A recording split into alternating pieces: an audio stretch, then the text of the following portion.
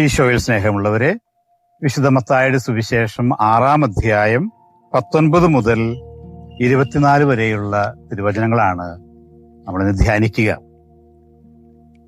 നിന്റെ ഹൃദയത്തെ കീഴടക്കുന്ന കാര്യങ്ങൾ എന്തൊക്കെയാണ്? അത് തന്നെയായിരിക്കും നിന്റെ ജീവിതത്തെ നിയന്ത്രിക്കുക, കീഴടക്കുക. വലിയ ഒരു സത്യം കർത്താവ് ഇന്ന് നമ്മളെ പഠിപ്പിക്കുകയാണ്.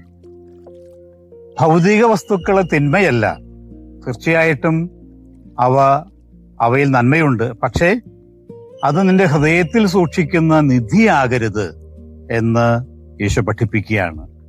ഭൗതിക നേട്ടങ്ങൾ, അതിന്റെ പ്രഭയൊക്കെ പിന്നീട് നശിക്കാം. വിജയങ്ങളുടെയൊക്കെ ശോഭ കുറെ കഴിയുമ്പോൾ മങ്ങിപ്പോകാം. പണമൊക്കെ ഒരിക്കൽ അതിന്റെ ആ ശക്തിയൊക്കെ ഇല്ലാതാകും. അതുപോലെ തന്നെ നമ്മുടെ സ്വത്തും നശിച്ചു പോകാം. പക്ഷേ നമ്മുടെ ജീവിതത്തിലെ, നമ്മുടെ ഹൃദയത്തിൽ നമ്മൾ സൂക്ഷിക്കുന്ന ചില കാര്യങ്ങള്, അത് നിത്യം നിലനിൽക്കും. അത് എന്താണ് എന്നാണ് ഈശോ നമ്മളെ ഈ സുവിശേഷം വായിക്കുമ്പോൾ പഠിപ്പിക്കുക. പ്രത്യേകിച്ച് 1-ാമത്തെ ഭാഗം യഥാർത്ഥ നിക്ഷേപം എന്താണെന്നുള്ളത് കർത്താവ് നമ്മളെ പഠിപ്പിക്കുകയാണ്. നമ്മുടെ ആദ്യ ചിന്ത അത് തന്നെയാണ്. എന്താണ് നിന്റെ യഥാർത്ഥ നിക്ഷേപം? തീർച്ചയായിട്ടും നിക്ഷേപം ആവശ്യമാണ്. ഭൗതിക യാഥാർത്ഥ്യങ്ങളുണ്ട്. ഭൗതിക വിജയത്തിനായിട്ട് നീ അധ്വാനിക്കണം, സമ്പത്ത് വേണം. എന്താണ് കർത്താവ് നമ്മളെ ഈ ആദ്യ ഭാഗത്ത് പഠിപ്പിക്കുന്നത്? നിന്റെ നിക്ഷേപം എവിടെയോ അവിടെയാണ് നിന്റെ ഹൃദയം. നിന്റെ ഹൃദയത്തിന്റെ ഗതി അത് നിശ്ചയിക്കുന്നത് നിന്റെ നിക്ഷേപമാണ്. അപ്പോൾ നമ്മുടെ ഹൃദയം, നമ്മുടെ ചിന്ത, അത് ഏതിലേക്കാണ്? നാം മനസ്സിൽ കാത്തു സൂക്ഷിക്കുന്ന ആ നിക്ഷേപം എന്താണോ അതിലേക്കാണ് നമ്മുടെ ഹൃദയവും മനസ്സും ചിന്തകളൊക്കെ തിരിയുക. അപ്പോൾ നമ്മൾ പ്രത്യേകിച്ച് ഓർക്കേണ്ട ഒരു കാര്യം, നമ്മൾ എന്താണ് ഏറ്റവും വലിയ സമ്പത്തായിട്ട് കാണുന്നത്? യേശുവാണോ? യേശുവിനെ പ്രതിയുള്ള നന്മ പ്രവൃത്തികളാണോ? ഔദാര്യത്തിന്റെ സൽപ്രവൃത്തികളാണോ? നമ്മൾ നടത്തുന്ന ചെറിയ ചെറിയ ത്യാഗങ്ങളാണോ? ആഴമായ ആത്മാർത്ഥമായ പ്രാർത്ഥനകളാണോ?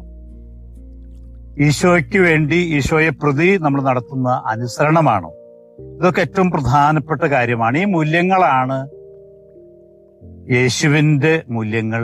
ഇതാണ് നീ ഹൃദയത്തിൽ കാത്തു സൂക്ഷിക്കുന്ന ഏറ്റവും വലിയ ട്രഷർ, നിധി എന്ന് തിരിച്ചറിയുക. ഇന്നത്തെ ലേഖനം, യാക്കോബിന്റെ ലേഖനം 4-ാം അധ്യായം 8-ാം വാക്യം ഇപ്രകാരമാണ്: ഹൃദയത്തെ ശുദ്ധിയാക്കുക. ഹൃദയത്തെ നൈർമല്യത്തോടെ നീ നൈർമല്യം കൊണ്ട് നിറയ്ക്കുക. ഇതാണ് പ്രിയപ്പെട്ടവരെ നിനക്കുണ്ടാകേണ്ട മനോഭാവം. അത് തന്നെയാണ് നമ്മൾ തുടർന്നും നമ്മൾ കാണുക. 2-ാമത്തെ ചിന്തയിലെ നമ്മൾ മനസ്സിലാക്കുക എന്താണ്? കർത്താവ് പറയുന്നു, നിന്റെ കണ്ണ് അത് നിന്റെ ശരീരത്തിന്റെ വിളക്കാണ്, നിന്റെ ജീവിതത്തിന്റെ വിളക്കാണ്. അപ്പൊ നിനക്ക് നല്ല കണ്ണ്, ആരോഗ്യമുള്ള കണ്ണുണ്ടാകണം. ഈ കണ്ണെന്ന് പറയുമ്പോൾ ബാഹ്യമായ കണ്ണ് മാത്രമല്ല ഉദ്ദേശിക്കുന്നത്. നിന്റെ വീക്ഷണം, നിന്റെ പെർസ്പെക്റ്റീവ് എന്താണത് എന്നുള്ളതാണ്. നിന്റെ വീക്ഷണം അനുസരിച്ച് നീ ആഗ്രഹിക്കുന്നു, നിന്റെ ആഗ്രഹങ്ങൾ നീ ക്രമപ്പെടുത്തും. പിന്നെ നിന്റെ ജീവിതവും അതനുസരിച്ച് ക്രമപ്പെടും. അപ്പൊ നമ്മളുടെ പെർസ്പെക്റ്റീവ്, നമ്മുടെ കാഴ്ച, അത് എങ്ങനെയാണ് എന്നുള്ളത് നമ്മൾ ചിന്തിക്കുക. അതാണ് 2-ാം ഭാഗത്ത് പറയുന്നത്. ചിലപ്പോഴൊക്കെ നമ്മൾ ഈ ലോകത്തിലെ നേട്ടങ്ങൾക്ക് വേണ്ടി മാത്രം ജീവിക്കുന്നവരാണെങ്കിൽ, നമ്മുടെ കാഴ്ചകളിലും നമ്മുടെ വീക്ഷണങ്ങളിലും ഈ ലോകത്തിലെ വിജയം മാത്രമാണ് എങ്കിൽ പിന്നെ നമുക്ക് അസ്വസ്ഥതകൾ ആരംഭിക്കും. ഒന്ന്, നമ്മൾ മറ്റുള്ളവരുമായിട്ട് കമ്പയർ ചെയ്യും, താരതമ്യപ്പെടുത്തും. എനിക്ക് ഇത് കിട്ടിയില്ല, അവനത് കിട്ടി, അവൾക്ക് ആ നേട്ടമുണ്ടായി. ഇങ്ങനെ ചിന്തിക്കാനും കമ്പയർ ചെയ്യാനും നമ്മൾ തുടങ്ങും. അല്ലെങ്കിൽ ദൈവത്തിന്റെ മുമ്പില് കിട്ടിയ അനുഗ്രഹങ്ങൾ ഓർക്കാതെ നന്ദിയില്ലാത്തവരായിട്ട് നമ്മൾ ജീവിക്കും. അതുപോലെ അസംതൃപ്തിയുടെ മനുഷ്യരായിട്ട് നമ്മൾ മാറും. അപ്പൊ നമുക്ക് എന്താണ് വേണ്ടത്? നമുക്ക് യേശുവിലേക്ക് കണ്ണുകൾ തിരിക്കാം, യേശുവിൽ കണ്ണുകൾ ഉറപ്പിക്കാം. ഏറ്റവും പ്രധാനപ്പെട്ട കാര്യം അതാണ്. നമ്മുടെ ചില മുൻഗണനാക്രമങ്ങൾ നമ്മൾ മാറ്റേണ്ടതുണ്ട്. നമ്മൾ കണ്ണുകൾ ഉയർത്തി നോക്കുക, ദൈവത്തിലേക്ക് നോക്കുക. ദൈവം നമുക്ക് നൽകിയ അനുഗ്രഹങ്ങള്, നിരവധിയായ അനുഗ്രഹങ്ങള് പ്രത്യേകമായിട്ട് ഓർക്കുക. ഹെബ്രായ ലേഖനത്തില് നമ്മള് 12-ാം അധ്യായത്തിലെ 2-ാം വാക്യത്തിൽ പ്രകാരമാണ് വായിക്കുക: നമ്മുടെ വിശ്വാസത്തിന്റെ നാഥനും അതിനെ പൂർണ്ണതയിൽ എത്തിക്കുന്നവനുമായ യേശുവിനെ മുന്നിൽ കണ്ടുകൊണ്ട് വേണം നാം ഓടാൻ. ജീവിതത്തിലെ ഈ യാത്രയില്, ഈ ഓട്ടത്തില് നമുക്ക് മുമ്പില് യേശുവാകുന്ന ആ കാഴ്ചയാണ്. യേശുവാണ് നമ്മുടെ കാഴ്ചയെ നിറയ്ക്കേണ്ടത് എന്ന് പ്രത്യേകമായിട്ട് നമ്മൾ ഈ ദിവസം ഓർക്കണം. മൂന്നാമത് ചിന്ത, ഇതിന്റെ അവസാന ഭാഗത്ത് ഈശോ പറയുകയാണ്, 2 യജമാനന്മാരെ ഒരുമിച്ച് സേവിക്കാൻ സാധിക്കുകയില്ല. ദൈവവും പണവും. ഈ 2 യജമാനന്മാര് നമ്മുടെ ജീവിതത്തില് ഒരേ സമയം കൊണ്ടു നടക്കാൻ പറ്റില്ല. ഒരേ ത്രാസിൽ ഒരേ വില നൽകി നമുക്ക് ദൈവത്തെയും പണത്തെയും സ്വീകരിക്കാൻ സാധിക്കുകയില്ല. അതുകൊണ്ടാണ് പലപ്പോഴും പറയുക, പണം നല്ല ദാസനാകണം. ഭീകരനായ യജമാനനാണ് പണം. ഇത് ഓർക്കുക. നിന്റെ യജമാനനാകാൻ പണത്തെ നീ അനുവദിക്കരുത്, പക്ഷെ നിന്റെ ദാസനാകണം.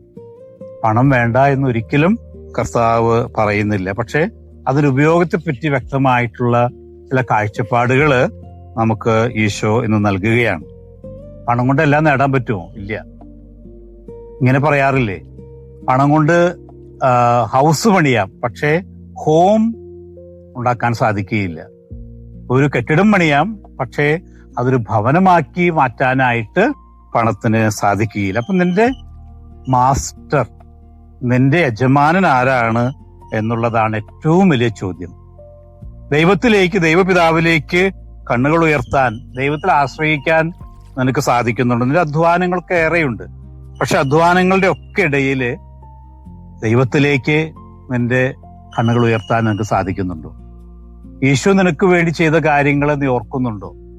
നാം ദരിദ്രരായിരിക്കെ അവിടെ നമുക്ക് വേണ്ടി ലോകത്തിലേക്ക് വന്ന് നമ്മെ രക്ഷിച്ചു എന്നുള്ള വലിയ സത്യം നമ്മൾ ഓർക്കുന്നുണ്ടോ? അതുകൊണ്ട് പ്രിയപ്പെട്ടവരെ, 3 കാര്യങ്ങൾ നമുക്ക് ഓർക്കാം. നിന്റെ ഹൃദയം, നിന്റെ യഥാർത്ഥ നിക്ഷേപം ക്രിസ്തു ആകട്ടെ. നിന്റെ ജീവിതത്തിൽ നയിക്കുന്ന വീക്ഷണങ്ങൾ നല്ലതാകട്ടെ. അതിൽ ദൈവമുണ്ടാകട്ടെ. ദൈവം നിനക്ക് നൽകിയ അനുഗ്രഹങ്ങളെ പറ്റിയുള്ള ചിന്തയുണ്ടാകട്ടെ. ഈ കാഴ്ചയിൽ മറ്റുള്ളവരുടെ വേദനയും നിന്റെ പരിഗണനയിലുണ്ടാകട്ടെ. സർവോപരി ദൈവമാകുന്ന യജമാനൻ മാത്രം മതി എന്ന് പറയാൻ നിനക്ക് സാധിക്കട്ടെ. മരണശേഷം ഇതൊക്കെയാണല്ലോ, യേശുവിന്റെ പേരിൽ നേടിയതാണല്ലോ നിലനിൽക്കുക. അതുകൊണ്ട് നമുക്ക് വളരെ വിശ്വാസത്തോടെ, ധൈര്യത്തോടെ പറയാൻ സാധിക്കണം, I have Christ is enough for me. ഈ ക്രിസ്തുവുണ്ട്, ക്രിസ്തു എനിക്ക് മതിയായവനാണ് എന്ന് ആത്മാർത്ഥമായിട്ട് പറയാൻ നമുക്ക് സാധിക്കട്ടെ. അതിനായിട്ട് നമുക്ക് പ്രാർത്ഥിക്കാം. ആമേൻ.